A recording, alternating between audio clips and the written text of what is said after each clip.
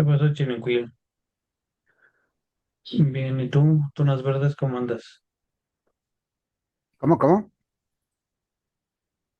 Qué bien, ¿saliste tarde a las 7 igual?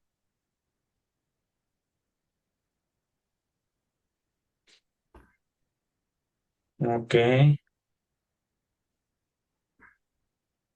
pues, ya sabes, yo aquí echándole ganas. No hay de otra. Nada. Tenemos tu micrófono abierto, Jonathan.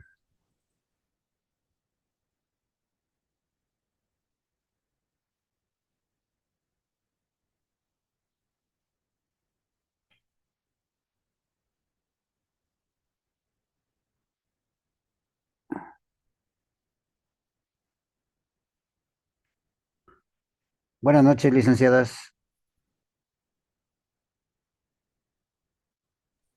Buenas noches, profesor. Buenas noches. Buenas noches. Si me indican si escucha, ¿se escucha bien el audio? Buenas Sí, noches, profe. Sí se escucha bien. Ok, perfecto. Aquí con la tragedia, espero que a nadie haya tocado la tragedia que se dio aquí en el Puente de la Concordia.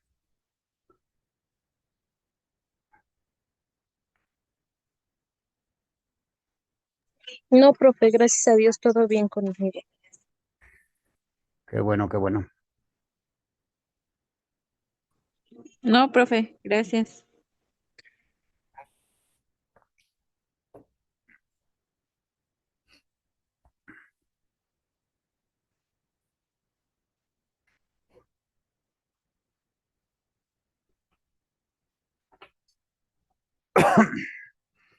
Como abogados, ¿qué opinan ustedes acerca de esa situación? ¿Tendría que tomar cartas en el asunto el Estado o tendríamos que vigilar que los seguros tomen acción sobre eso?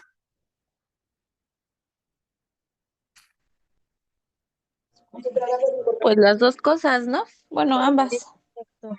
Sí, yo opino igual las dos cosas porque a final de cuentas fue una tragedia que pues no fue algo privado, ¿verdad? Fue algo público, le pasó a mucha gente y sobre lo de los seguros, pues el hecho de que anduviera esta pipa de gas transportando gas sin seguro, porque creo que desde junio había vencido.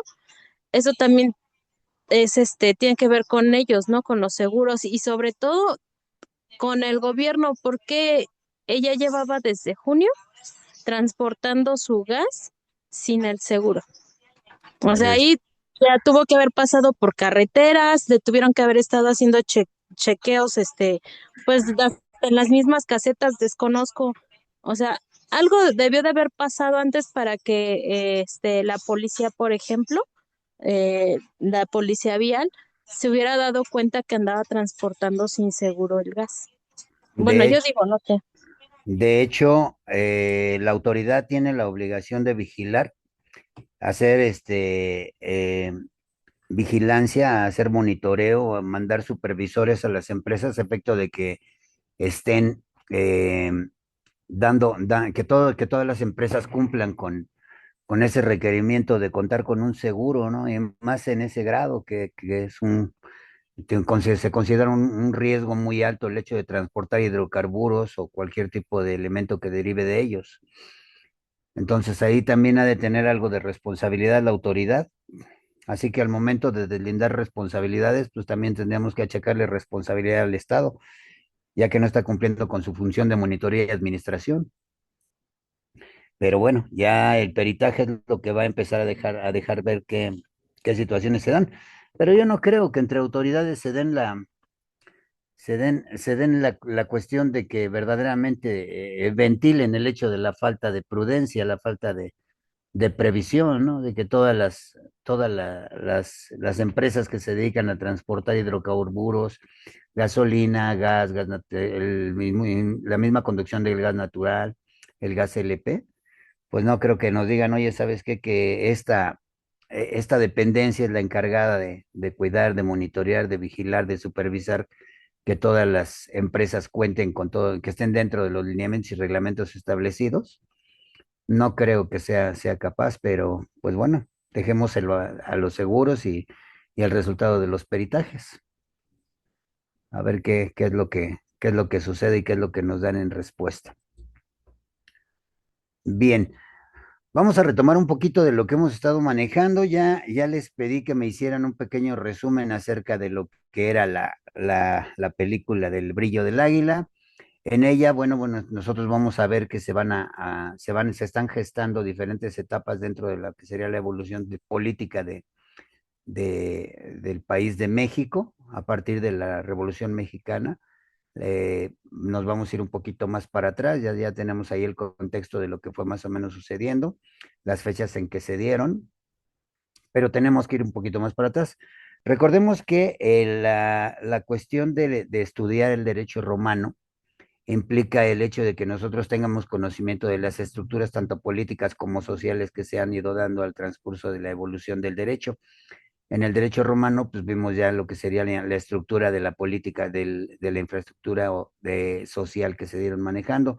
Vimos la separación la clasificación de las personas y eso fue dando una estructura social.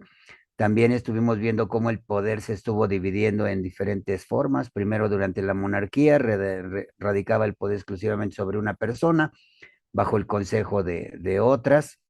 Luego ya en la República vimos que ese poder se va dividiendo y ya en el imperio todavía se divide muchísimo más, ¿sí?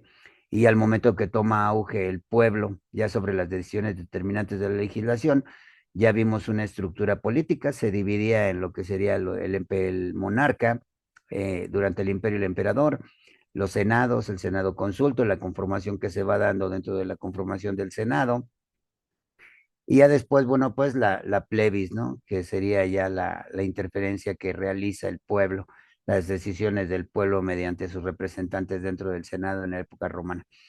También nosotros vamos a ver que durante el periodo prehispánico aquí en México, también tenemos una estructura tanto social como política.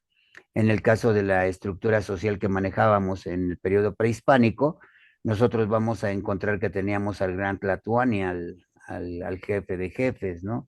Lo que más conocida tenemos nosotros, pues es a Moctezuma, Cuauhtémoc, como grandes emperadores del imperio azteca. Esa es la primera base que nosotros vamos a conocer como estructura política. Así también el gran Tlatoani, el emperador azteca en ese momento, en la época prehispánica, también contaba con un consejo de ancianos. Ese consejo de ancianos le ayudaba a hacer la impartición de justicia. Y también vamos a encontrar una clasificación social dentro de lo que sería el derecho prehispánico. Si bien es cierto, dentro de esa época prehispánica no contábamos nosotros o no se contaba en ese momento con lo que serían los esclavos, en cierta medida también el pueblo azteca, al momento de ir expandiendo su imperio, aquellas aldeas o tribus que también llegaba a dominar, tenían la obligación de servir al imperio azteca, ¿sí? También vamos a empezar a ver cierto tipo de estructuras que se van manejando ahí. Ahí no son tan inferentes porque no tienen ningún aporte a lo que sería el derecho positivo mexicano, ni influyó en lo que sería la estructura del derecho mismo. Si bien es cierto, influyó lo que sería el derecho prehispánico para la elaboración de lo que sería un derecho, ya que llamamos ahora novo hispano, ¿sí? Eso fue por la colisión que se dio entre el derecho castellano y el derecho indiano. Eso ya lo vamos a ir aplicando poquito a poquito, lo vamos a ir viendo. Si bien es cierto, en la actualidad ya no tenemos injerencia de lo que sería el derecho prehispánico, hay diferentes figuras que aún siguen prevaleciendo dentro de nuestro mismo derecho. Inclusive el pueblo azteca se manejaba directamente en lo que era una estructura agraria. Ellos tenían lo que serían las chinampas, que eran pequeñas porciones de tierra que les servían para sembrar. Recuerden que el Valle de México, donde se encuentra ubicada lo que sería la Ciudad de México, en la época prehispánica, pues era un lago, lo que se llamaba el lago de Texcoco. Y bueno, pues se empezó a hacer una estructura dinámica y a elaborar la infraestructura de ese tipo de chinampas para que sirvieran para precisamente sembrar. y dar esa estructura agraria que tenía. También manejaban lo que eran los alfareros, también manejaban lo que era la metalurgia, ¿sí? Recuerden que eran pues excelentes orfebres, la cultura azteca, ¿sí? Manejaban todo lo que era la metalurgia, manejaban también lo que era la alfarería. Y bueno, pues tenemos una infraestructura social, pues bueno, si bien es cierto, no avanzada, pero sí lo suficiente y necesario para fin de que pudiera irse desarrollando poco a poco, ¿sí? Más adelante, cuando nosotros vamos a encontrar que choca tanto el derecho prehispánico con el derecho castellano al llegar a la conquista o el descubrimiento de América en el momento en que se fusionan, ya habíamos comentado que lo que va a prevalecer aquí en primer plano, bueno, pues es el derecho católico, ¿no? Es el derecho canónico, que es lo que nos van a traer y empezamos a heredar de ellos, ¿sí? Voy a compartirles unas diapositivas de las que hemos estado manejando. Me indican si la tienen bien, si la están viendo por ahí, por favor. Sí, sí se mira. Ok, perfecto. Entonces, aquí ya estamos abordando lo que sería la unidad 2.2, que son Sí se ve bien. Perfecto. Ok, aquí ya estamos abordando lo que sería la unidad 2.2, que serían las culturas mesoamericanas, ¿sí? Estas, bueno, fueron sociedades que habitaron en la región central de América, hablando desde lo que sería Estados Unidos hasta abajo de donde, de América, de México, para llegar a lo que es Sudamérica y América Latina, ¿sí? Y esto se dio, bueno, pues en el año 2500 antes de Cristo y 1521 después. Estas se caracterizaron por sus diversas etnias y lingüísticas. De hecho, no tiene todavía mucho la situación de que se tenía diversos idiomas. Nosotros éramos uno de los países que teníamos el mayor número de lenguas muertas y estas se han ido extinguiendo.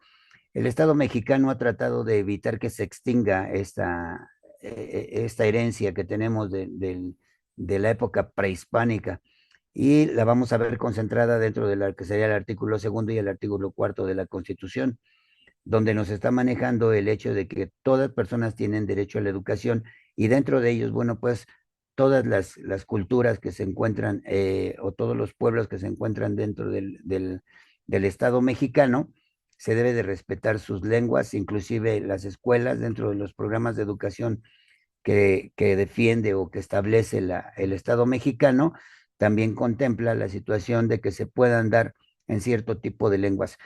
Tengo entendido que son cuatro esenciales que se están manejando, que creo que es el zapoteco, mixteco, y por ahí hay otras dos que no las tengo muy bien definidas, pero son las que se contempla. ¿Por qué se contemplan ellas? Bueno, pues porque tuvieron un mayor auge dentro del territorio mexicano y la idea es que no se extingan, que se prevalezcan. Y estas en la actualidad están defendidas por artículo segundo y por el artículo cuarto, ¿sí? Entonces, están contempladas dentro de ellos y bueno, pues ese fue un derecho social que fue ganado, ¿no? ¿Sí? Entonces, también vamos a tener concentrados que tenemos de la cultura prehispánica una variedad de estilos artísticos. ¿A esto qué se refiere cuando estamos manejando los estilos artísticos? Tenemos lo que sería toda la ornamentaría en metal que nos es heredado, ya que como les comentaba, manejaban los metales. Si bien es cierto, la cultura prehispánica manejaba el metal, lo manejaba únicamente para realizar artículos de necesidad y artículos de adorno. No lo llegó a utilizar propiamente como los españoles para realizar artículos bélicos. Inclusive nosotros vamos a ver dentro de la época prehispánica que tenemos diferentes tipos de vestigios de los tipos de armas que utilizaban las culturas prehispánicas para efecto de defenderse, ¿sí? Utilizaban lo que serían los pedernales, las piedras para elaborar sus lanzas, utilizaban elementos rústicos, no utilizaban propiamente lo que era el metal para realizar artículos de defensa, como eran machetes, cuchillos, balas, vamos, era muy rústico eso. No estábamos tan desarrollados en ese momento. Por eso fue que fue el impacto tan grande para la cultura prehispánica en todo Mesoamérica, el hecho de que llegara a España ya con una nueva tecnología, una nueva forma de trabajar el metal para elaborar herramientas bélicas totalmente, ¿sí? Las principales culturas mesoamericanas que nosotros vamos a encontrar serían las olmecas, teotihuacanas, mayas, zapotecas, ese es el idioma del zapoteco, mixtecas, toltecas, tarascas y mexicas. Esas son las culturas que van a tener mayor predominancia dentro de lo que sería Mesoamérica, ¿de acuerdo?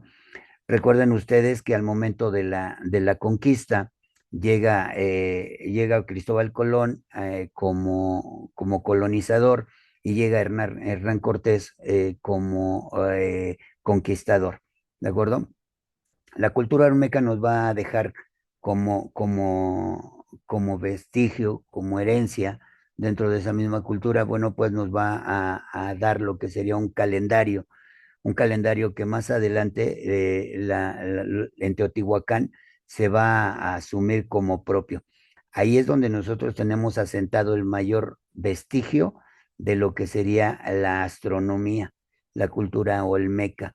Inclusive por ahí hay algo que tenemos una pintura rupestre en la cual se logra apreciar por ahí la figura de un astronauta cuando pues ni siquiera se tenía noción de que se podía viajar a ello, ¿no? ¿Sí? Ya en lo que se refiere a la cultura teotihuacana, nosotros vamos a encontrar edificaciones. De hecho, se existía una leyenda dentro de la mitología azteca, vamos a encontrar una leyenda acerca de que los españoles, al momento de que llega Hernán Cortés, ellos pensaban que aquí en lo que era Mesoamérica había unos gigantes, toda la gente era enorme, era gigante. ¿Por qué? Porque en España no se encontraron vestigios de pirámides, sin en cambio cuando llegan y bueno, empieza lo que sería la colonización y empieza lo que sería la conquista, encuentran pirámides y no hallan o no encuentran la explicación de cómo pudieron edificar ellos ese tipo de estructuras, teniendo una tecnología y teniendo una cultura tan rudimentaria, ¿sí? Esa fue la leyenda que se manejó. A razón de esto, bueno, ya se va dilucidando que también contábamos con lo que sería arquitectura, pero una arquitectura básica. Sin en cambio, presumiendo la cultura mesoamericana, pues la pirámide es una de las estructuras más fuertes que existen sobre la Tierra, ¿sí? Muchísimo más fuertes que las edificaciones que venían desde Roma, desde España, muchísimo más fuertes. Pero bueno, pues se tomó esa leyenda de que había aquí los mesoamericanos éramos gigantes, ¿no? También vemos lo que serían la cultura maya. Dentro de la cultura maya vamos a encontrar que ellos son algunas de las culturas que prevalecen y hacen un sistema político verdaderamente efectivo, ¿sí? Una de las culturas que se empezaron a desarrollar más, muchísimo más de lo que serían las culturas teotihuacanas o las olmecas. Luego viene lo que sería la zapoteca, mixteca, tolteca, tarascas y mexicas. Todas ellas a partir del zapoteco, mixteco, tolteca, tarasca y mexicas, ellos le dieron gran ayuda a Hernán Cortés al momento de hacer la conquista, ya que entre ellos mismos, tanto zapotecas, mixtecas, toltecas, tarascas y mexicas, pues bueno, pues estaban bajo el yugo de lo que sería Teotihuacán, el imperio azteca, ¿sí? Características de las culturas mesoamericanas, que tenían una economía, como les comentaba, totalmente agrícola. En ese momento se utilizaba el trueque, ¿sí? La forma de comercio era directamente el trueque. Quiere decir que aquí en Mesoamérica no contábamos con una moneda. Ya cuando llega España al momento de la conquista y colonización es cuando nosotros empezamos a entrar a un sistema económico por medio de lo que sería la adquisición de bienes sobre un metal de igual o mayor valor, ¿sí? Tenemos lo que sería una tecnología lítica. eh, esto era muy rudimentario, ya que utilizaban exclusivamente lo que eran sistemas de riegos y se basaban sobre lo que sería los molinos de viento, utilizaban todo lo que tenían en la naturaleza, lo utilizaban a provecho del mismo, ¿sí? También tenemos que sería la religión politeísta. Esto quiere decir que se tenían dioses de todas magnitudes, desde lo que sería el dios del sol, el dios de la luna, el dios de las estrellas, ¿sí? De ahí fue donde salió la leyenda que, bueno, se sacrificaban a las doncellas, pero si bien es cierto, como ya lo hemos platicado, bueno, ese es un mito totalmente erróneo, que los historiadores se han empañado en sostenerlo, también hay vestigios que no. Si bien es cierto, sí se hacían tributos a los dioses, estos tributos eran por medio de animales, de frutas, de verduras que ellos sembraban, ¿sí? Sin en cambio, bueno, pues para implantar un tanto de temor o ensalzar la valentía que supuestamente los conquistadores y colonizadores tuvieron, mandaron ese tipo de noticias hacia la España, la España, ¿sí? También hubo un desarrollo de asentamientos urbanos, inclusive nosotros lo vamos a ver en la Gran Tenochtitlan, donde había calles y avenidas, si bien es cierto, eran lagos, vamos, pequeños ríos, sí había una estructura, había una división urbana donde se dedicaba exclusivamente un sector para lo que era la vivienda, que estaba regulada, igual de misma forma en la época prehispánica estaba regulada, se da un desarrollo de asentamiento urbano. Desde la época prehispánica ya existía lo que era el tributo del impuesto tributario o el impuesto predial que se le imponía. Como les comentaba, había unos islotes que se llamaban chinampas. Estas chinampas les servían como extensiones de tierra para realizar lo que serían los cultivos de frutas y legumbres que se utilizaban para realizar actos de comercio, para poder hacer lo que sería el trueque. Se establecía aquí vinieron a conocer lo que sería el establecimiento de un mercado, ¿sí? En la antigua Tenochtitlan se realizaba un mercado y actualmente tenemos el vestigio de eso, ¿sí? Uno de ellos es el que tenemos aquí por la delegación Gustavo Madero, que era el Gran Canal. Pues antiguamente, bueno, en la actualidad, ese Gran Canal es canal de desagüe de todas las aguas,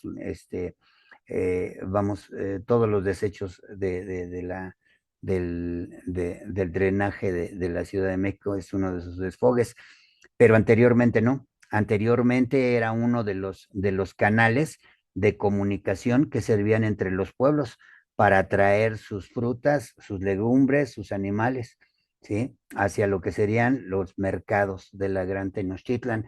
Y tenemos un último vestigio que por ahí nos está todavía quedando, que es, por ejemplo, inclusive la muestra que tenemos en la actualidad, pues es el mercado de la San Felipe, es uno de los mercados. También tenemos el mercado de Nativitas, que era donde se embocaba el río, el Gran Canal, ¿sí?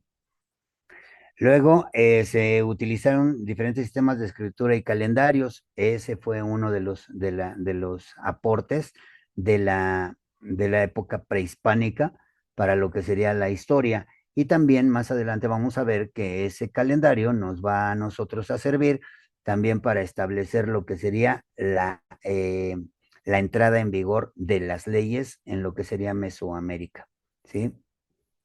Sistemas de escritura que eran rupestres, bueno, no eran rupestres, sino se manejaban por signos. Entonces, cuando llegan los españoles, nosotros tenemos un sistema de escritura, pero es un sistema de escritura rudimentario. Y nosotros nos manejábamos aquí por medio de códices, ¿sí? Esos códices eran, si bien eran compendios de leyes que se basaban igual en el derecho consuetudinario, en la costumbre, usos y costumbres de los pueblos, que actualmente también la Constitución los está contemplando, ¿sí? Era su forma escrita de implantar lo que sería las leyes en todo el territorio y expansión del Imperio Azteca, ¿sí? También vamos a ver que sería la creación de un panteón religioso común. En España, por ejemplo, si invocamos un poquito para atrás en Roma, los romanos eran enterrados en un panteón romano, los esclavos en un panteón para esclavos, ¿sí? Entonces, desde ahí se empezaba también a manejar lo que era la estructura social para la defunción de las personas, ¿sí? Aquí nosotros se estaba implantado un panteón religioso común, o sea, no importaba de qué tribu venía, no importaba qué etnia tenía. Si él moría, bueno, pues se hacía el registro de su defunción, porque sí, sí, licenciados y licenciadas, teníamos también nosotros un registro, ¿sí? De los habitantes de la Gran Tenochtitlan y del Imperio Azteca, ¿sí? y ahí se hacía el asiento de aquellas personas que morían y también se hizo de orden común. Ahí ya durante la conquista, durante la colonización, vamos a ver que tanto los indios, mestizos, españoles, ¿sí? Vamos a verlos dentro de un mismo espacio para realizar lo que serían las inhumaciones, ¿sí? Entonces, concluyendo, sería el legado cultural mesoamericano, cosmovisión. En la cosmovisión, como les decía, la cultura olmeca nos permitió a nosotros tener una visión un poquito más amplia de lo que era el estudio de los astros. Tenemos lo que serían las pirámides, prácticas rituales como el juego de pelota. Teníamos también esa situación lúdica, el juego de pelota, ya poquito a poquito, bueno, se fue dando. Si alguno de ustedes ha tenido la oportunidad de ver algún juego de pelota de los aztecas, hay por ahí un lugar en el Caribe que dan un espectáculo, tuve yo la oportunidad de verlo, y está muy bien implantado. Ahí venían lo que eran los castigos.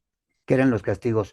Cuando dos tribus se enfrentaban en ese juego de pelota, el equipo que perdiera tenía que pagar un precio para ello, ¿no? Y el precio era precisamente su vida.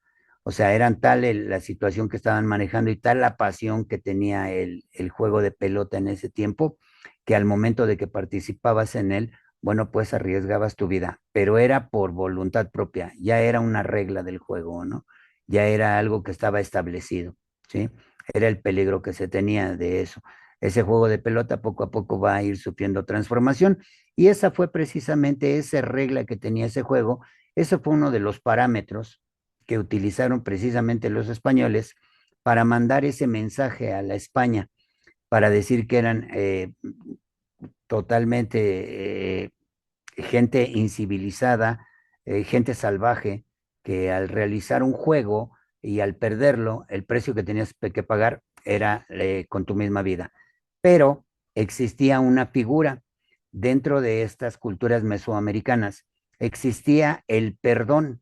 O sea, no toda la gente que jugaba la pelota y perdía, moría. También existía el perdón. Y ese perdón lo podían obtener ellos mediante un tributo. Al realizarle un tributo al Imperio Azteca, ellos tenían la opción de poder ser perdonados. Y también existía lo que era el indulto, y este indulto lo tenía que manejar directamente el Tloatani, ¿sí? O el Consejo de Ancianos que le ayudaban a impartir justicia al emperador en ese momento, ¿sí? Es donde vamos a ver cómo las culturas se empiezan a fusionar. Aquí estamos viendo exclusivamente lo que serían las culturas que prevalecían en la época prehispánica. Poquito más adelante, vamos nosotros a encontrar que estas culturas se van desarrollando muchísimo más lo que sería la agricultura, ¿sí? En lo que sería el cultivo de diferentes tipos de semillas, lo que es el maíz, el frijol, el cacao y hortalizas, ¿sí? Lo que serían las legumbres. También empezaron a utilizar lo que sería el uso de clavos en la arquitectura.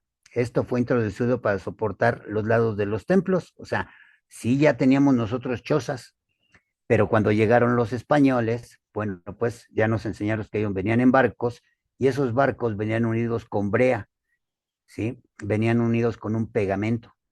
¿Por qué? Porque veían que a lo largo del tiempo el metal se oxidaba, perdía su resistencia y se hundían los barcos, ¿sí? Ahora se fusionan estos tipos de tecnologías y bueno, se va haciendo lo que sería el desarrollo de la cultura, ¿sí? También se vio un sistema de irrigación que se convirtió en algo muchísimo más complejo. Quiere decir que nosotros llevábamos desde lo que sería el Valle de México, lo que sería el lago de Texcoco, llevábamos nosotros por medio de sistemas de riego, llevábamos agua para el consumo humano a diferentes pueblos que circundaban alrededor del Valle de México, lo que sería Toluca, lo que sería Tlaxcala, lo que sería Hidalgo. Ese sistema de distribución del agua lo vamos a ver concentrado porque también fueron una de las primeras culturas que se dieron cuenta que por medio de retener el fluido natural del agua, podían concertar lo que llaman las llamadas presas, ¿de acuerdo? Eso es lo que vamos a tener en conciencia. Así que también se utilizaba ese tipo de sistemas de irrigación para darle agua a pueblos que estaban cerca de lo que sería el asentamiento prehispánico de la Gran Tenochtitlan, para que ellos también pudieran sembrar y tener una moneda de cambio, ¿sí? Sus verduras, sus frutas, sus legumbres, y poder realizar lo que sería el trueque. El trueque era el sistema económico de la cultura prehispánica, ¿sí?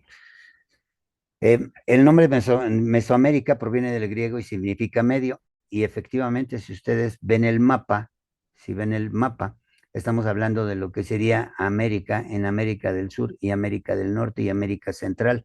Nosotros nos encontramos dentro de lo que sería Centroamérica y pertenecemos a lo que sería a la meseta americana. Las culturas mesoamericanas se caracterizaron por desarrollar diferentes tipos de organizaciones sociales y políticas. Como les acabo de comentar, existía una organización política durante la época prehispánica. Esta organización política, bueno, se ve rebasada y evolucionada al momento de que llega el derecho español aquí a México, porque ellos también traían un sistema político, o sea, un sistema de gobierno. Ellos tenían al rey, que después del rey tenían un segmento de gente que les ayudaba a tomar decisiones y a legislar sobre las actividades sociales. También se dio lo que sería la organización social, cómo se dividían aquellas personas que eran conquistadas, las que nacían dentro del imperio o dentro de lo que sería Mesoamérica, ¿sí? Eh, para tener una economía fija, esta fue basada sobre la producción agrícola, ¿sí? También se caracterizó por sus creencias religiosas y politeístas, o sea, es indiscutible. Y no nada más en el país de México, no nada más en el Estado mexicano. También en Estados Unidos había una creencia religiosa, características de ellos.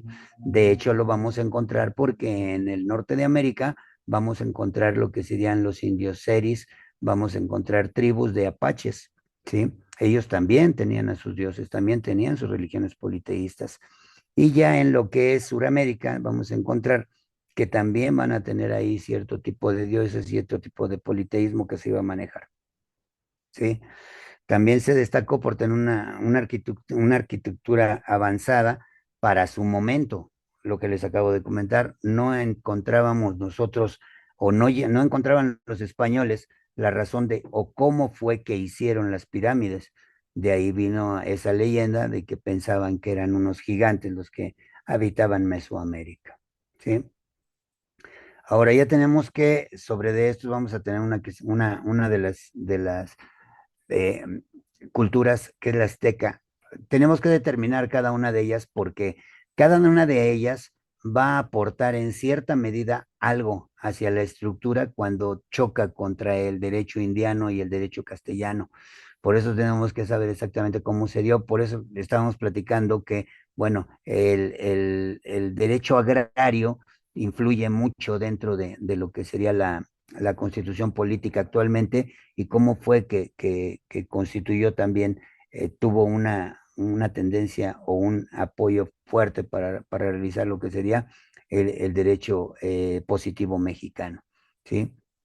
Las características que se van a manejar en el derecho azteca era que las leyes y sentencias estaban basadas en la cosmovisión y patronos sociales de los aztecas. El comportamiento de las personas se lo achacaban a las estrellas, o sea, al eclipse, se le achacaba al movimiento rotatorio del universo, se lo achacaban a la conducta social. ¿Y qué es lo que nos va a influir en esto? Ah, bueno, pues porque el movimiento de las estrellas establecía que era un buen momento para sembrar. Bueno, pues ellos lograron darse cuenta de eso, y la conducta social de la naturaleza iba a regir la conducta que se iba a dar. Si este es el momento adecuado para sembrar, aquí ya la sociedad empieza a hacer su función económica, ¿sí? Otra de las características básicas, se castigaba a los cómplices y encubridores, ¿sí?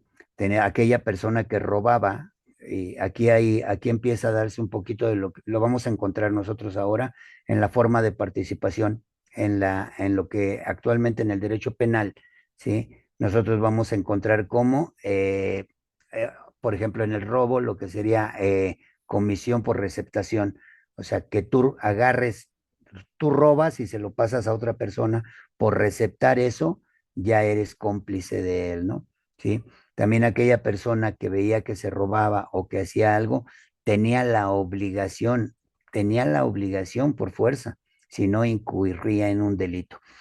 ¿Cómo lo vamos a ver actualmente? Esa es una estructura. ¿Cómo la vamos a ver actualmente?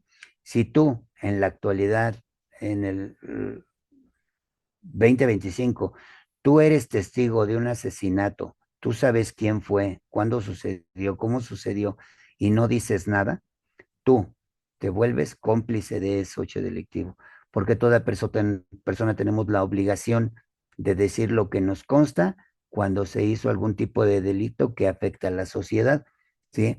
Como desde la época prehispánica ya se manejaba eso y estaba legislado, actualmente se tiene. Lo que en el derecho novohispano no lo vamos a encontrar, no se encontraba la complicidad ni el encubrimiento. Ahora ese fue el aporte que le dio precisamente la cultura azteca al derecho novohispano, ¿sí? Los nobles recibían castigos más severos que los plebeyos.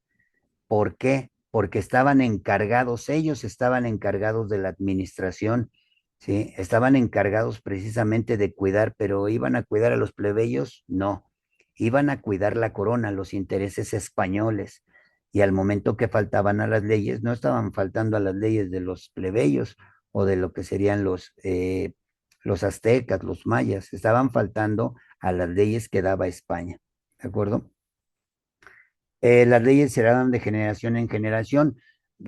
Ahí no había tanta reforma. Era, tú hiciste esto, se te va a castigar con esto. Y ya el hijo aplicaba lo mismo, ¿no? O sea, mi padre me castigó por hacer esto, yo castigo a mi hijo con hacer esto. No existía una reforma sustancial. Era lógico porque no había un consenso ni existía una estructura política adecuada. Dentro de los aztecas, ellos lo manejaban de generación en generación porque no había un cuerpo legislativo, no había como en Roma unos senadores que a su vez llegaron, conquistaron España y ahí sí había senadores, diputados, que se llama cuerpo parlamentario de España, ¿sí? Allá hay un parlamento. Entonces ellos se encargaban de hacer lo que eran las leyes y ya entonces publicarlas. Aquí en el Imperio Azteca no, aquí era por costumbre, o sea, castigamos con 10 azotes, pues 10 azotes van a ser, se heredaba esa ley, ¿no? El sistema de justicia era más complejo y sí, efectivamente estaba diseñado para obtener el orden y respeto a las instituciones de gobierno. Ya cuando llega y se encuentra el derecho castellano con el derecho prehispánico, entonces ya se crea una verdadera estructura de gobierno. Y sí, se tiene que respetar eso. Y lógicamente en ese tiempo, pues, ¿quién era la institución de gobierno que nos regía? La que emanaba de España. Dentro de esto nosotros vamos a ver que los aztecas tenían castigos y también tenían tribunales, ya habíamos comentado esa situación, ¿no?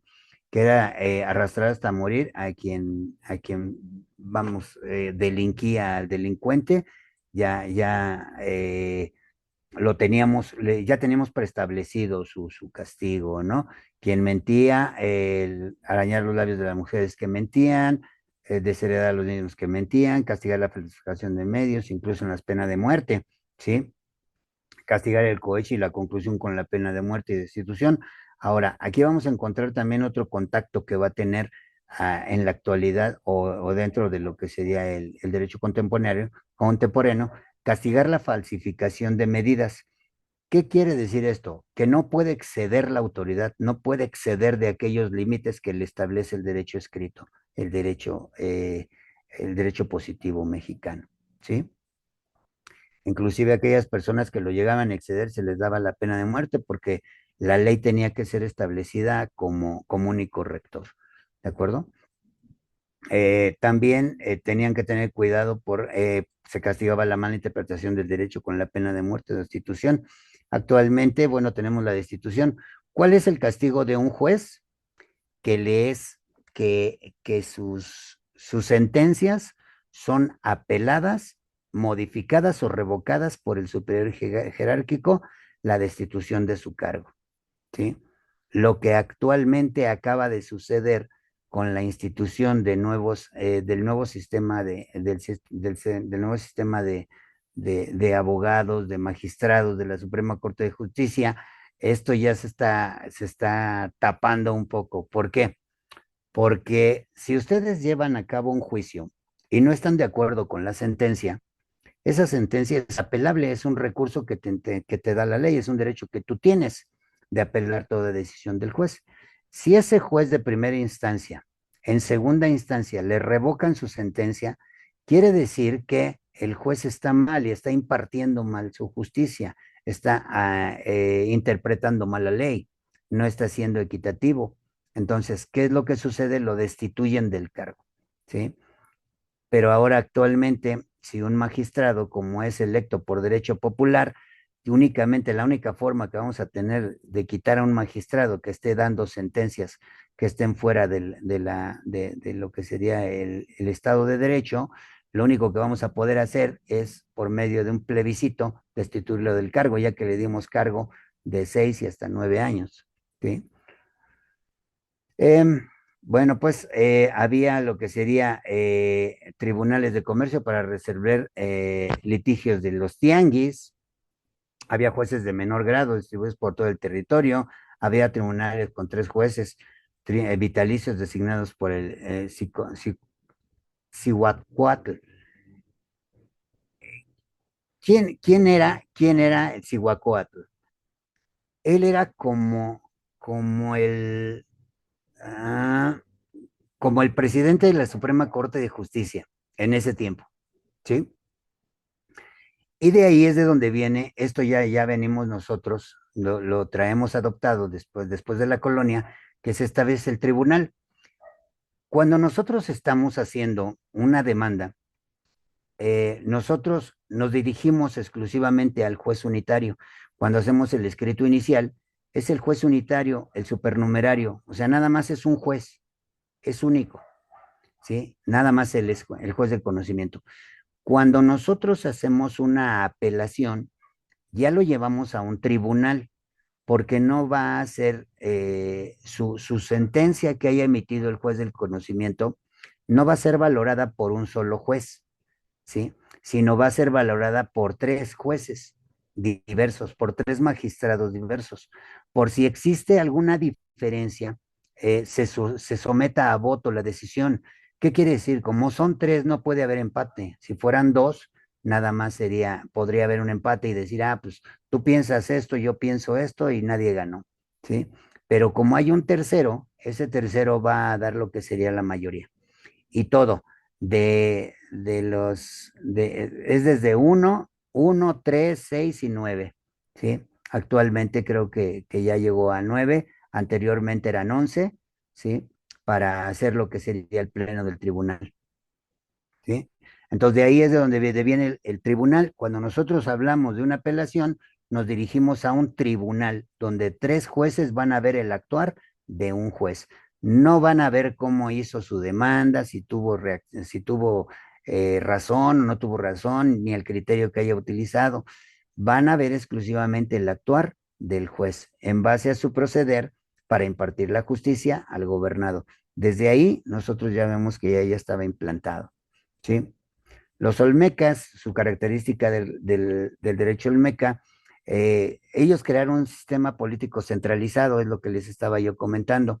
Ellos ya tenían un sistema político definido, donde sí, ahí sí tenían un cuerpo de viejitos, un cuerpo de gente adulta, ¿sí? De ancianos, que ellos eran como legisladores dentro de la misma época prehispánica.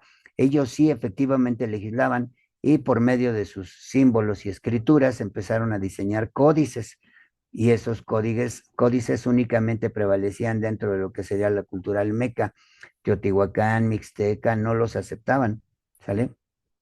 Bien, estos sistemas estaban respaldados por la religión y el poder hereditario, o sea, del Tlatoani, del emperador, su hijo o su primer descendiente era quien podía ascender al poder. Y de ese viejito que era el que veía las leyes y las podía impartir, su hijo es quien podía subir ese peldaño. Y era un lugar muy, muy cerrado. ¿Por qué era un lugar muy cerrado? Porque se supone que ellos ya tenían la experiencia necesaria para pertenecer a ese sistema político de administración del Estado o del pueblo prehispánico en ese momento. ¿Sí?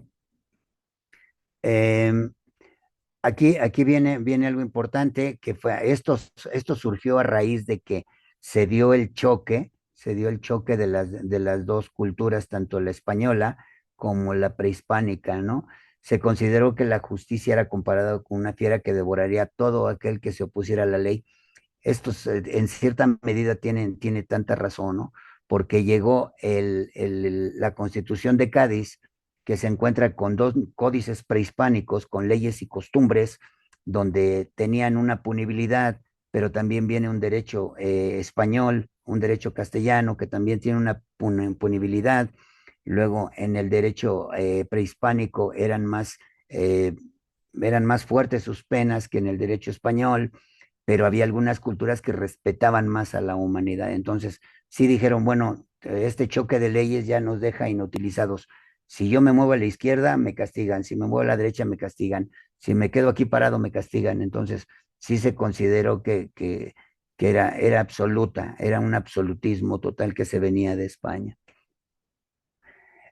También es conocida como la cultura madre, la cultura olmeca, de ahí es de donde devienen tanto infraestructura como lenguas, ahí se concentraron, así como Justiniano hizo una recopilación de todo lo que había sucedido durante el periodo de la que sería monarquía, república, imperio, así como Justiniano lo hizo también la cultura olmeca, eso es lo que hace, ¿no? Empieza a hacer una recopilación de todos los códices que en ese momento se manejaban y los contrapone contra el derecho castellano, ¿sí? De ahí es donde se dio entre el derecho cristiano, derecho castellano, y nace lo que sería en América tanto del sur, desde ahí empieza a tener expansión hacia arriba, ¿no?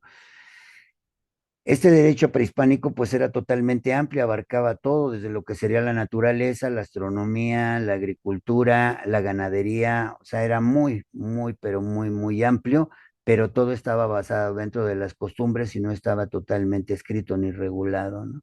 ¿Sí? La diferencia es que se maneja entre la sociedad azteca y el- el- el- las otras culturas, es que una hizo toda la recopilación para establecer un códice único y ya poquito a poquito empezó a tomar más auge dentro del territorio, dentro de lo que sería Mesoamérica, ¿sí? Esta se manejó y se manifestó por ser una cultura totalmente patriarcal. Al igual que en Roma, las mujeres no tenían decisiones, si bien es cierto, no eran consideradas cosas, sí eran consideradas parte de la sociedad y las mismas leyes que establecían las protegían, siempre tendrían que haber sido los hombres, los hombres, los hombres. Yo creo que de aquí es de donde deviene la situación que dicen que los hombres somos muy machistas, ¿no? Sí. Era el hombre totalmente el que podía decidir sobre los problemas y darle soluciones. ¿Sí? Los mayas eran un conjunto de normas y costumbres que se transmitían de generación en generación y regulaban la vida de los mayas. De hecho, una de las características del derecho prehispánico es que cada aldea, cada cultura establecía sus leyes, las normas que iban a imperar. Entonces, ellos tenían respeto hacia los usos y costumbres de su pueblo, la forma en que su sociedad se manejaba. ¿Cómo lo podemos ver nosotros en la actualidad? En la actualidad, ¿cómo lo podríamos nosotros manifestar? Bueno, pues nosotros no manejamos un delito que se llama abigeato. El abigeato es el robo de ganado, ¿sí? Lo que en Estados Unidos los llamaban como cuatreros. Entonces, ¿por qué cuatreros? Porque pues, se robaban animales de cuatro patas, por eso vino la acepción de cuatrero, ¿sale? Entonces, aquí en cada una de las etnias, en cada una de las culturas, se establecen leyes muy específicas y cada una de esas culturas le va a dar un aporte específico cuando tiene contacto con el derecho hispánico, el derecho castellano que lleva, ¿no?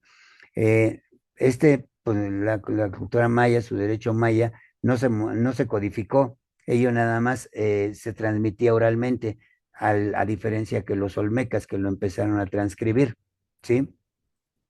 Ellos sí se basaron en la cosmovisión maya y en la tradición, lo que les comentaba, de acuerdo a la rotación de la tierra, a la traslación de la tierra, al movimiento de los astros, ellos determinaban si sí o si no se podía determinar o hacer tal situación para su sociedad, ¿sí? Y este se aplicó en todas las áreas de la sociedad. Ellos, la cultura maya, ya manejaban el derecho penal, familiar, procesal y mercantil. O sea, cuatro derechos, perdón, que nos rigen ahora en la actualidad. Ellos ya tenían un proceso, ellos ya sabían cómo se debía de dar, ya contaban con una cárcel, con un lugar específico donde guardar a los delincuentes y cómo los iban a someter a un juicio, ¿de acuerdo? Y ahí mismo, en ese juicio, a un ladito, bueno, donde se impartía la ley, a un lado estaba donde se realizaba la pena, ¿no? En esta cultura se desarrolló un sistema agrario que regulaba la propiedad del uso de la tierra, lo que les estaba comentando, regulaba, regulaba el uso de la tierra. ¿Para qué la quieres? ¿Para vivir? Ah, tienes un tributo. ¿Para qué la quieres? ¿Para sembrar? Ah, tienes un tributo porque le vas a sacar provecho a ese pedazo de tierra, ¿sí? Entonces, desde ahí ya contemplaban el derecho tributario, lo que ahora actualmente conocemos como derecho fiscal, ¿no? ¿Sí? En esta cultura se estableció un sistema de justicia penal para resolver conflictos y mantener el orden social. Fue una de las culturas más sanguinarias, más sanguinarias. Se tienen por ahí historiadores del tipo de penas que ellos manejaban y eran muy, pero muy sanguinarias por delitos muy infames, muy, muy pequeños, muy, muy sin importancia, sí tenían penas muy, pero muy severas. ¿Sí? Esto sí me gustaría que lo leyeran porque son algunos, algunos criterios que se manejan teorías que se manejan, ideologías que tienen diferentes tipos de historiadores, ¿no? Esto le dan una leidita para que tengamos un poquito de cultura por ahí, un poquito de cultura universal, ¿no? Como les comentaba, los procedimientos ya contaban con un procedimiento y este procedimiento, bueno, pues era un procedimiento público, ¿sí? Ya había un lugar de juzgamiento que era la Popolina Polonia, que significaba la casa del pueblo. Ahí se reunían todos para realizar lo que sería para realizar toda aquella gestión que nosotros tuviéramos o asuntos relacionados con la población, ¿sí? Eh, También ahí un historiador señala que Poplena era el lugar de reunión de los hombres para discutir negocios, preparar las ceremonias, organizar danzas y cantos, ¿no? También le dan una leidita por aquí esto, porque vamos a tener por ahí en el siguiente examen de derecho, vamos a tener por ahí un poquito.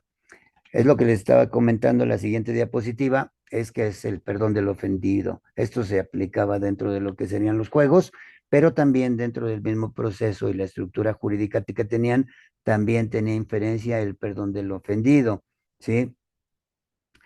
Y esta figura fue en base al conocimiento de aquellas atenuantes o aquellas situaciones que podían agravar o excluir de responsabilidad en la comisión de algún delito a cualquier situación contraria a la moral o costumbre de esa civilización.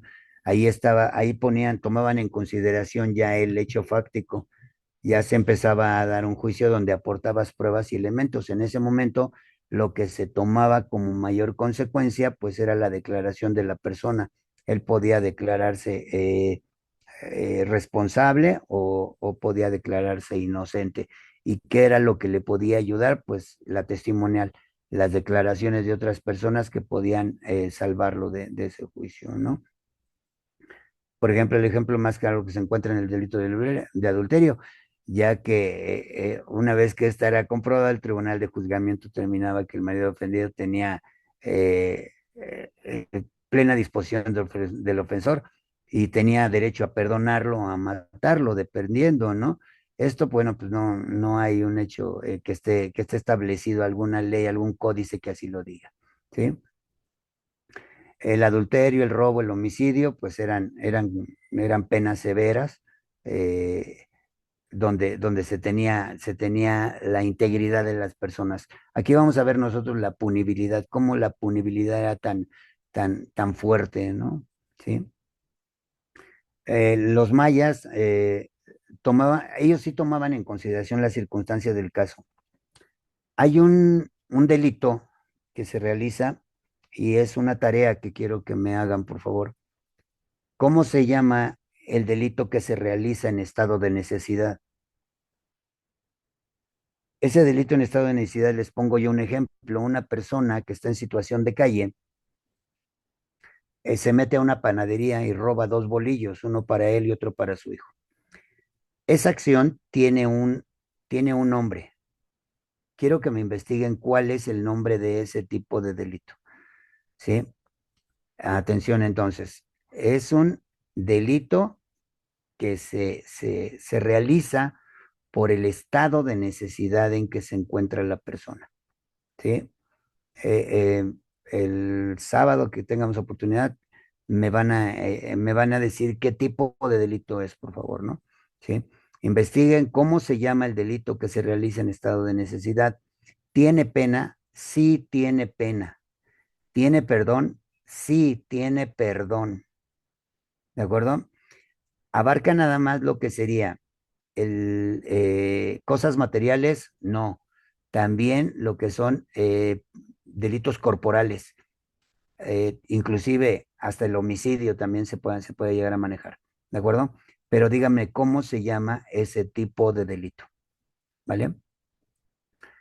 En relación a los mayas, ellos tomaban en consideración todo, ellos no eran superficiales y decían, bueno, ya vino el señor, lo denunció y me está diciendo que él es ratero, agárrenlo, lo ponemos aquí y como tú me dices que eres ratero, bueno, pues tú eres ratero.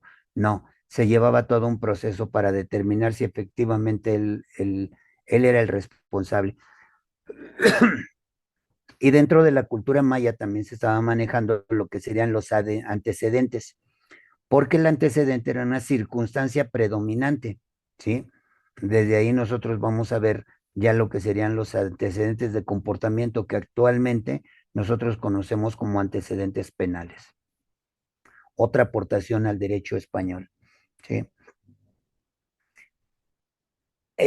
Ahí ya todavía no conocían lo que era dolo o culpa, pero sí determinaban lo involuntario y lo doloso. Lo involuntario, bueno, pues estamos hablando de lo que es lo culposo, ¿no? ¿Sí? Y lo doloso es la intención. Culposo, culposo es la omisión de cuidado de forma involuntaria. Ya ellos lo manejaban, ¿sí? Y lo doloso es cuando existe toda la intención. Imaginemos que iban por un canal en una lancha entre las chinampas y de repente veían que pasaba otra lancha y no se frenaban, no se paraban y intencionalmente volcaban aquella lancha para tirarle sus frutas, para tirarle sus verduras, lo que él trajera. Estuvo la intención. Los mayas lo contemplaban. ¿Cuál es tu intención? Porque ellos pensaban en el humanismo, en que las personas, recuerden, que destacaron porque todo el movimiento del cosmos radicaba en la forma en que se debían de comportar las personas, ¿no? ¿Sí? Ahí hay un dolo, hay una intención. Pero ahora vamos a poner el mismo ejemplo. Imaginemos que va arreando un cierto número de vacas, cierto número de ganado. De repente una señora pasa con todos sus hijos, pero uno de ellos se queda atrás y el que va arreando a las vacas no se da cuenta y todas las vacas le pasan encima al niño y lo mata. Entonces tuvo una omisión de cuidado la persona que iba al frente pastoreando esas vacas. Él debió de ver por dónde iban pasando las vacas y prever la situación de que había transeúntes o personas que caminaran y alguna de ellas podía tener algún inconveniente y no poder avanzar y convertirse en un obstáculo para las vacas. Ese sería una falta de cuidado, ¿sí? Ya lo contemplaban lo que es culposo y doloso. Y también hay culpa eventual y dolo eventual, pero eso ya que lleguemos a derecho penal, ya lo vamos a dilucidar exactamente. Ahorita lo importante es que sepan que en la cultura maya sí existía lo que es involuntario y lo doloso, ¿no? O involuntario e intencional. Aquí lo puse así para que ustedes vieran la diferencia que se va a ir dando, ¿sí? Ahí en el derecho, en este tipo de derechos, sí se aplicaban sanciones legítimas, ahí aplicaban lo que era la legitimidad y la equidad entre lo que realizaste, lo que hiciste, contra lo que vas a recibir, la punibilidad de las leyes o las sanciones que le implantaban a aquellas personas que lo hacían. Entonces, les comentaba que la cultura maya era una de las más humanistas, tan es el caso que sus castigos de ellos no causaban dolor o sufrimiento grave a aquellos que lo hacían. Recuerden eso porque esta es una pregunta de examen, ¿eh? Esta es una pregunta de examen, porque fue la cultura maya fue la única que verdaderamente pensó en las personas al momento de impartir la justicia. ¿Sí? Luego ya tenemos lo que sería la evolución en el derecho prehispánico y el de la colonia, cuando viene el derecho colonial. Para esto tenemos los antecedentes castellanos y ya vamos a entrar directamente en lo que es derecho. Todo lo anterior que les comenté es pura historia, ¿sí? Ya viene lo que sería la aplicación de cómo el derecho castellano se va a encontrar con el derecho prehispánico y vamos a encontrar que se va funcionando y vamos a encontrar que la costumbre es algo totalmente predominante desde la época de Roma, la época española y en la época prehispánica, ¿sí? El derecho indígena mexicano se ha visto influenciado por la costumbre indígena y por el sistema jurídico español. ¿Cómo fue influenciado el sistema indígena mexicano? Bueno, el derecho indígena mexicano, ¿cómo fue influenciado? ¿En qué momento termina el derecho prehispánico? En el momento de la conquista, ¿no? Y en ese momento es cuando se ve influenciado. ¿Y cómo es que el derecho mexicano se ve influenciado? ¿Cómo es que la costumbre indígena influye también en el derecho castellano o el derecho jurídico, el sistema jurídico español? Luego también el derecho indígena es un conjunto de prácticas y concepciones orales, o sea, todo se hablaba, no contábamos con la escrita, nosotros no conocíamos todavía el papel, ¿sí? Por medio de la oralidad y por medio de la costumbre, de padres a hijos, era como se iba expandiendo, cómo se debían de comportar las sociedades, cómo se organizaba la vida de los pueblos originarios, de los pueblos indígenas, por medio de hablar, hablar, hablar. Lógicamente, pues era un patriarcado y como era un patriarcado, pues lo que decía el padre, pues era ley, se tenía que respetar, ¿no? La controversia entre el padre de la casa y aquí hay algo importante, no es equivocación, ¿eh? Está así. La controversia entre el padre de la casa y Sepúlveda influyó en la actitud jurídica adoptada en la legislación indiana. Sepúlveda es un escritor, ¿de acuerdo? Es un escritor. Él es que influyó en la actitud jurídica adoptada en la legislación indiana. Sepúlveda, ¿cuándo es cuando se ven su influencia, cómo se ve que es? Sepúlveda es un escritor, pero al ser un escritor también es un enviado de la corona española. Llega aquí durante la colonización e implanta un sistema de leyes jurídicos, ¿sí?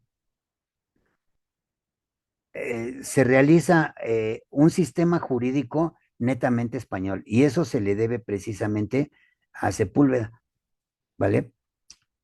Averigüen por ahí quién es ese Sepúlveda y qué es cómo fue que influyó la actitud jurídica que adoptó la legislación indiana. Es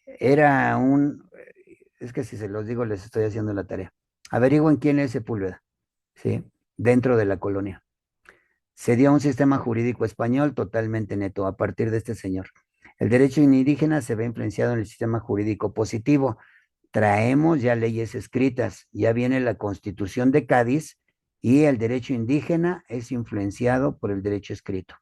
¿De acuerdo? Se hace la comparatividad en lo que tú dices oralmente y lo que está escrito para ver si es fusionable, ¿sí? Establece muchas instituciones que son impuestas por el Estado, ¿sí? Como son el registro de las personas, como son lo que serían las casas de cambio, donde eran las tiendas de raya, todo ese tipo de instituciones les empiezan a manejar. Ya no nos interesa tanto ahorita ver todo eso porque ya ha sido obsoleto, pero de ahí es donde empieza a darse toda esa legislación en el tipo de cambio que se vaya a manejar. ¿Sí? La Audiencia de México como Tribunal de Justicia de la Nueva España, atención, la Audiencia de México como Tribunal de Justicia de la Nueva España tomó decisiones que incorporaron la costumbre indígena en el derecho indiano, ¿sí? La Audiencia de México. Cuando conquistan a México, se establece la relación entre el derecho indígena contra el derecho castellano. Y se toma la determinación de que si bien es cierto, yo te vine y te conquisté, no vas a ser mi esclavo, ¿sí? Vas a tener voz y voto, vas a tener tu voz y voto, vas a trabajar para mí porque yo sé cómo tú produzcas una economía estable y fuerte, ¿sí? Por eso es que les dice que como Tribunal de Justicia de la Nueva España, ¿sí? Si bien es cierto, esos tribunales españoles son los que empiezan a tomar decisiones en base a la población de México, ¿sí?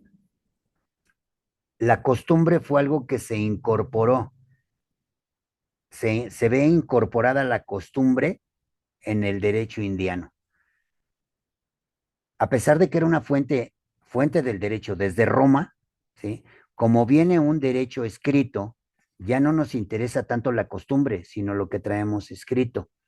Ese fue el choque que se dio entre el derecho indígena y el derecho castellano, que ellos ya traían el código,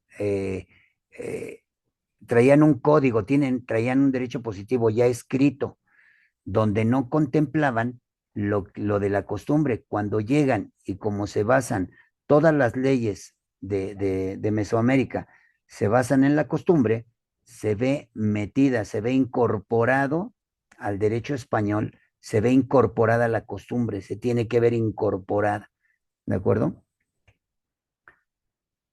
Ya llegamos ahora sí a lo que sería el descubrimiento y la colonización del Nuevo Mundo. Ya netamente lo que les he estado platicando es nada más el encuentro que se dio entre una y otra, ¿sí? El descubrimiento de América, bueno, se dio el 12 de octubre de 1492, cuando Cristóbal Colón llega a las islas de Guananí, a la que llamó San Salvador. La colonización de América fue un proceso que comenzó con la llegada de los españoles y terminó con la Guerra de Independencia. La colonia cuando inicia y la colonia cuando termina, ¿no? La pregunta que les hice. ¿Cuándo inicia, cuándo termina el derecho prehispánico? Cuando se hace la conquista, cuando se da la colonización de América. ¿Y cuándo termina ese derecho colonial? Bueno, pues cuando se da la guerra de independencia, ¿no?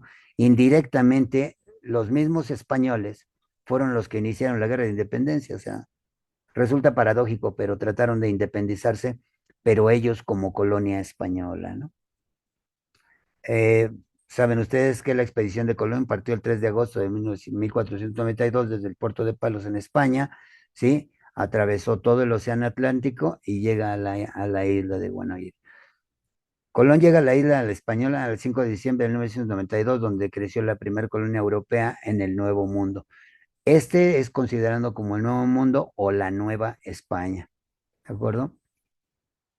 Y ahora sí, ya vemos el despliegue del derecho colonial, ya llegaron, ya se instalaron, ya hicieron su primer colonia, ¿sí? Y entonces, como llega y se instituye el derecho colonial y este se ve influenciado por lo que sería la costumbre, ahora sí se crea una definición de lo que es el derecho colonial y deja fuera lo que sería el derecho español, con una tendencia, ¿eh? Siempre va a estar presente el derecho español, que este fue el conjunto de normas que establecen los derechos y obligaciones de los habitantes de las colonias. Ya dejan un poquito aparte el derecho español característico, pero sigue influenciándose por el rey. Inclusive nosotros llegamos a tener aquí virreyes y emperadores dominando. Sus características fue que el derecho colonial se basó en el uso de la fuerza para conquistar y dominar territorios. De ahí es de donde se dio la conquista. En México, las leyes indias fueron las leyes vigentes durante la época de la colonia. Venía el derecho indiano, ¿sí? En la práctica se cometieron numerosos actos de corrupción y violaciones a las leyes. Por eso se hicieron tantas leyes tan rígidas para aquellas personas que llegaran a administrar la corona, ¿sí? El colonialismo fue un sistema de opresión política y económica de los pueblos y territorios de la colonización. Claro que sí. O sea, ellos, si bien es cierto, no los esclavizaron, sí los subyugaban, ¿sí? Los pueblos colonizados sufrieron graves restricciones de sus libertades civiles. Pues no existían en ese momento derechos civiles, eran totalmente derechos españoles. Se dio la división de las clases, ¿no? Bien, hasta aquí, pues ha sido pura historia. Ahora me gustaría preguntarles, licenciadas, licenciados, ¿Ven ustedes dentro de lo que sería el derecho prehispánico y las culturas de las que acabo de platicarles, ven ustedes alguna similitud con el derecho contemporáneo con el que actualmente nosotros tenemos?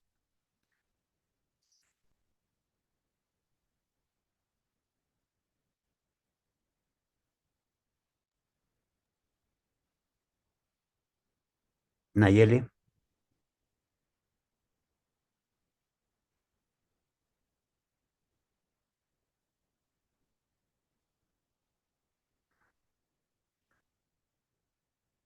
¿sí tienen algún Profe, comentario? no soy Nayeli, pero sí quiero comentar. Ah, Pues, adelante, y Cristian. tiene, gracias, sí tiene similitudes, porque tan solo, pues el hecho que ya ellos, cuando alguien robaba, ¿no? Por ejemplo, ya tenían ahí, pues castigos, ya imponían penas, y bueno, que sí eran extremos, ¿verdad? Porque, pues en ese entonces, yo creo que, pues las cosas eran tan diferentes Ajá, que no existían tantas cosas que ahora como derechos humanos y todo eso, ¿verdad? Y además, bueno, de estarla regando aprendieron, me imagino. de los errores. Pero, ajá, de los errores, Acabas de decir algo muy importante, Cristian. De los errores se aprende, de los errores se aprende. Eh, Ustedes ahora durante la investigación que están realizando, se han estado dando cuenta de varios errores, algunos que yo les he hecho notar y ustedes que han ido descubriendo poco a poco. De los errores se aprende. Entonces, de tantos errores que estuvieron cometiéndose desde el momento que llega el derecho indiano con la mezcla del derecho castellano, el derecho español, y se forma una fusión, hubo muchísimos errores. Uno de esos errores es que todo el poder radicó directamente sobre la legislación, la estructura política que nos heredaron los españoles, ¿sí? Todo el poder radicaba en tres personas, sin que se tomara en consideración, bueno, al pueblo. Y recordemos, ¿cuál fue la causa por que el Imperio Romano cayera?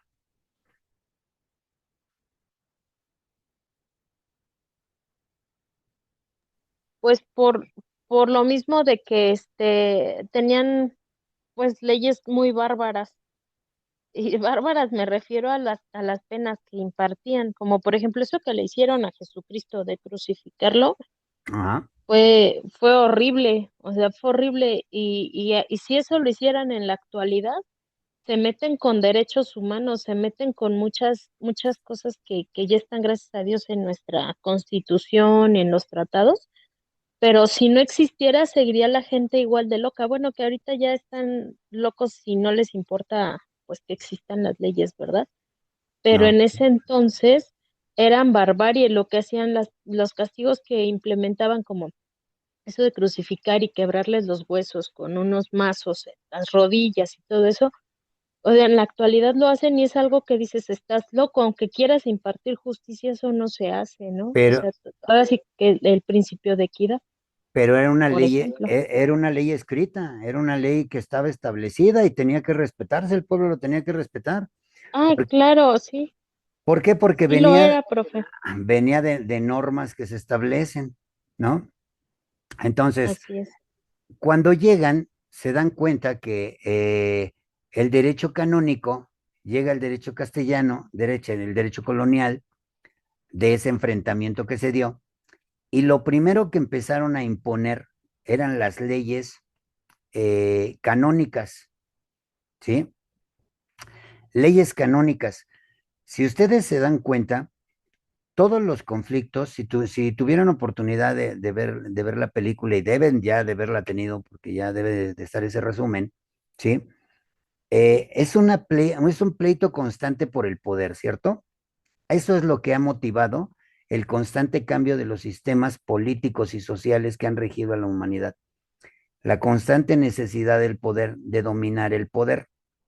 Pero no se han dado cuenta que hay indirectamente, hay, hay un, hay una estructura política y social que está inmersa dentro de ellas. Bueno, estoy hablando de esa época, de la época colonial, ¿sí? no se dieron cuenta que había una estructura política y social la cual los dominaba e imperaba.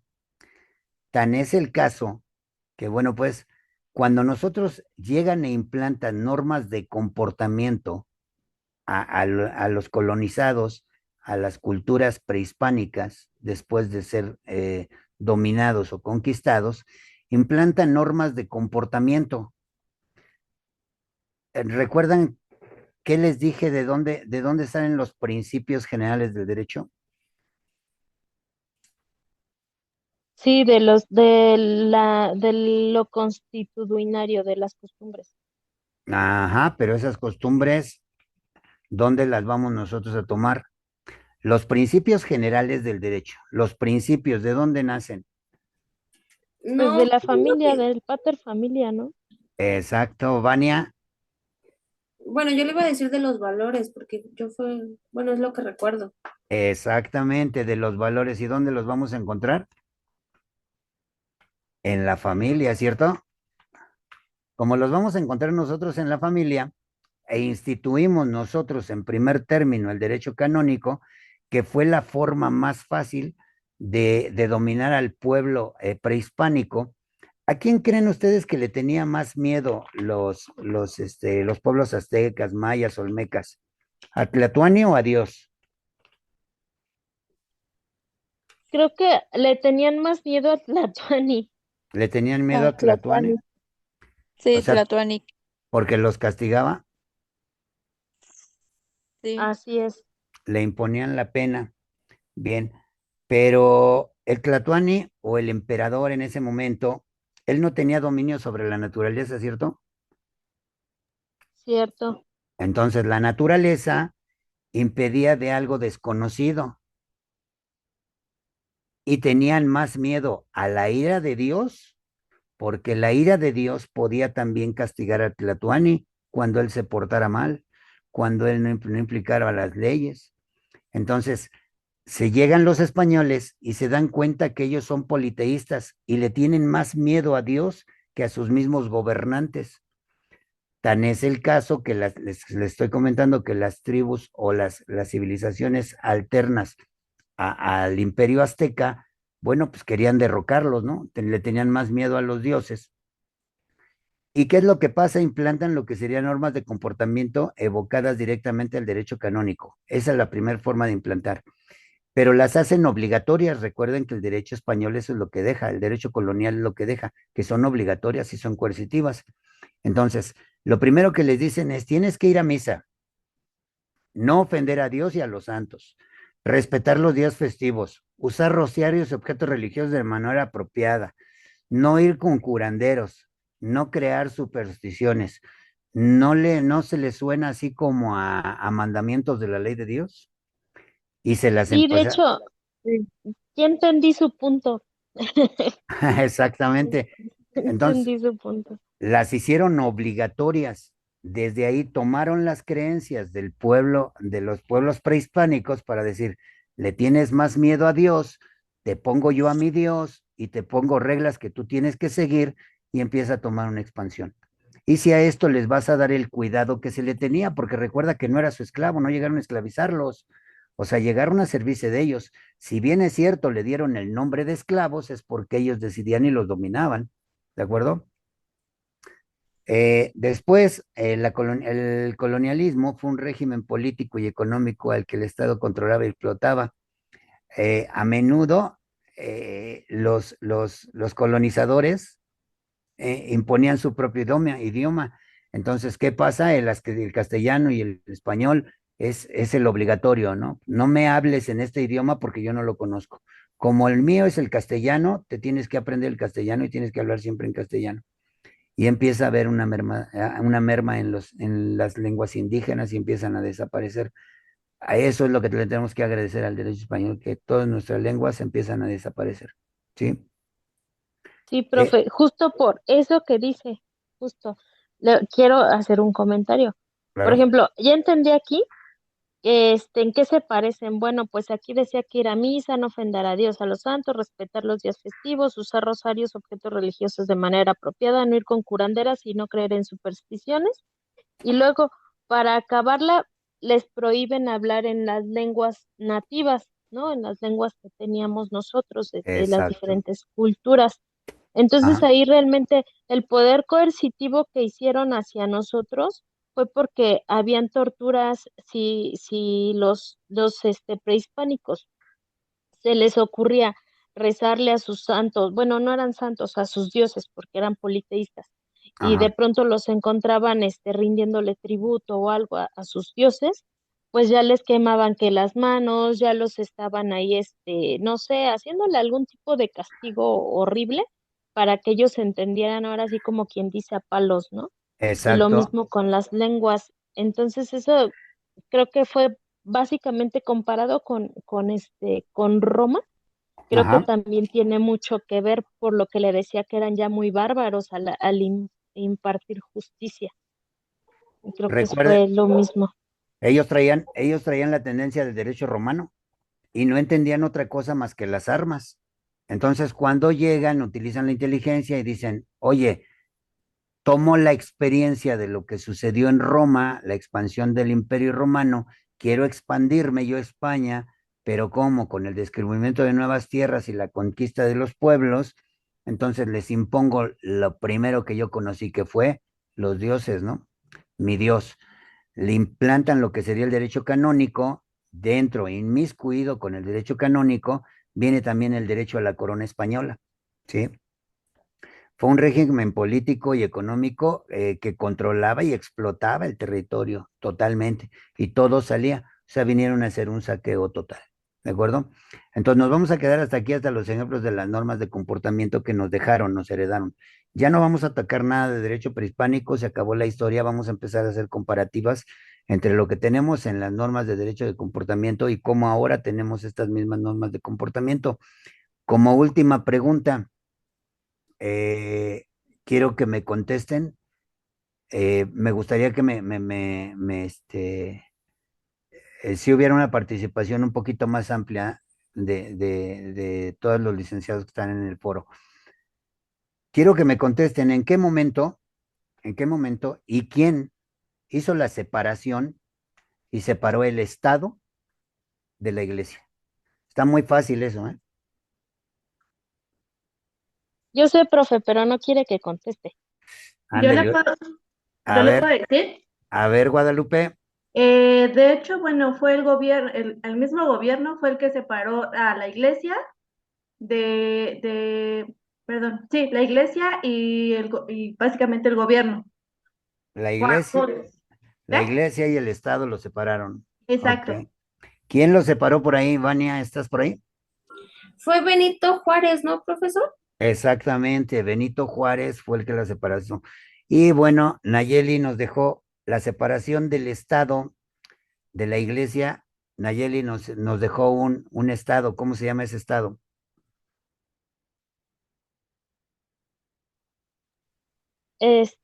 Yo no le puedo decir, ¿verdad? No, no, directamente ahí, Nayeli. Ok, está bien. Nayeli contesta. ¿Sí me escucha, profe? Claro que sí, te escucho, Nay. Gracias. En esa parte de la pregunta es el Estado laico, ¿no? Exactamente, el Estado laico se lo debemos a el señor Benito Juárez. Benito Juárez, ajá. Entonces, llega el derecho colonial, nos instaura un derecho canónico que sería la iglesia y el Estado totalmente subyugándonos, robándonos, infundiéndonos temor, imponiéndonos leyes, quitándonos nuestras lenguas, llevándose a nuestras mujeres, llevándose nuestras riquezas, y esto lo estuvimos viendo a lo largo de, ¿qué? 400 años de estar con ellos, ¿no? Entonces, ya hasta que se da la independencia es cuando se hace la separación y viene sobre las leyes de reforma. Y cuando se dan las leyes de reforma es que se separa el Estado de la Iglesia, porque ellos tenían un poder absoluto. Y eso venía desde España. Tan es el caso que los reyes católicos fueron quienes sufragaron el gasto de toda la conquista, de todas las excursiones, ¿de acuerdo? Bien, hasta aquí lo vamos a dejar. Sí se dieron cuenta que en el grupo les mandé un documento. Sí, sí lo mandó después de la Sí, liga. sí, profesor. Ok, ese documento es una investigación que se hizo. Se hizo una investigación, a mí me llamó muchísimo la atención porque no investiga una ley, no investiga una ley, no investiga un código, sino investiga un caso en concreto. Y nosotros estamos haciendo una investigación sobre un caso en concreto, estamos de acuerdo, estamos investigando un caso en concreto que sería que una pensión alimenticia, ¿de acuerdo? Entonces, esa investigación está elaborada. Ese es un parámetro de cómo se realiza una investigación científica en base a un caso en concreto, ¿de acuerdo? No se los mandé nada más para que me lo arrumben, porque el día sábado ese va a ser tema de discusión. Ese caso en concreto es un tema de discusión. Recuerdan que les dije que va a haber un foro de discusión dentro de la clase. En lugar de hacer este foro de discusión dentro de lo que sería la clase vía Zoom, lo vamos a hacer presencial. Entonces, sí quiero que me lleguen bien preparadas, por eso les mandé ese documento, ¿sí? Porque quiero que lleguen bien preparadas para el debate. Porque ¿se acuerdan que me estuvieron corrigiendo? Bueno, el sábado me van a corregir todo, porque yo les voy a contraponer esa sentencia y les voy a decir cuáles son mis motivos jurídicos. Lo tengo que motivar y fundamentar el por qué yo no estoy de acuerdo con esa sentencia. Entonces se las mandé porque es una investigación. Si ustedes la leen, la analizan, ustedes van a tener los elementos necesarios para decir, no, sí es esto, por esto y por esto. Tiene razón el juez, tiene razón la persona que dictó esa sentencia. ¿De acuerdo? Ese documento tiene un objetivo primordial, es hacer un foro de discusión. Segundo objetivo que tiene es que ustedes vean un ejemplo de cómo se realiza una investigación científica. ¿De acuerdo? Porque ahí si lo leen se van a dar cuenta exactamente cómo nos dice el objeto de investigación, nos va a decir cuál es el proceso, cuál es la técnica que va a utilizar, ¿sí? Y como sorpresa para ustedes, quiero que me digan qué metodología de investigación utilizó el autor de esa investigación, ¿sí? Así que entonces, como tarea, léanme. Está bien chiquita, son 22 hojas, no inventen. No inventen. Dejen de ver 2 TikToks y ya con eso la acaban de leer. ¿De acuerdo? ¿Hasta aquí tienen alguna duda? Bueno, sobre lo que acaba de decirnos del trabajo que tenemos de lo que tenemos que leer, ¿quiere que lo llevemos llevemos anotaciones o algo así o solo lo Claro, leamos? claro, lleven sus notas. Ok, Yo creo esto y esto. ¿Por qué ese va a ser mi punto de debate? Tú vas a ir preparada para hacer un debate con un doctor en derecho que está diciéndote que esa demanda o esa sentencia está mal. Y tú tienes que defender esa sentencia. Para eso tienes que leer lógicamente la investigación que se hizo, ¿no? obviamente. ¿Sí? La lees, la analizas y dices, sí, está chido, está buena. Oye, a ver el artículo que hizo, sí, es correcto. Entonces tú me vas a decir el criterio de la persona que emitió esta sentencia está bien, porque está esto y esto y esto. Y yo te voy a decir por qué considero que está mal, ¿de acuerdo? Ok. Entonces vamos a debate el día sábado. El día sábado es debate en relación a ese caso en concreto. O sea, no hay vuelta de hoja. Si la lees y la analizas, ves la metodología que utilizó y la estudias, vas a tener los argumentos necesarios para parárteme enfrente y decirme, no, maestro, usted está mal por esto y por esto. ¿De acuerdo? ¿Alguna otra duda que me tengan por ahí? Jimena, Guadalupe, Cristian, Vania, Nay. No, profe, gracias. ¿Sí? No, profe, gracias. Perfecto. Sí, profe, pero platicamos por WhatsApp, por favor, ya ve que teníamos pendiente la clase de ayer, pero no me pude conectar. Sí, sí, Sí, sí. entonces ahorita nos ponemos de acuerdo por WhatsApp, por favor, profe. Sí, sin problema, me mandas el mensaje y organizamos el horario. Sí, vale, gracias, profe. Órale, pues, chicas, pasen bonita noche, cuídense. Gracias, Igualmente, igualmente. buenas Gracias, noches. buenas Buenas noches noches. a todos, Dios los bendiga. Hasta luego. Hasta luego.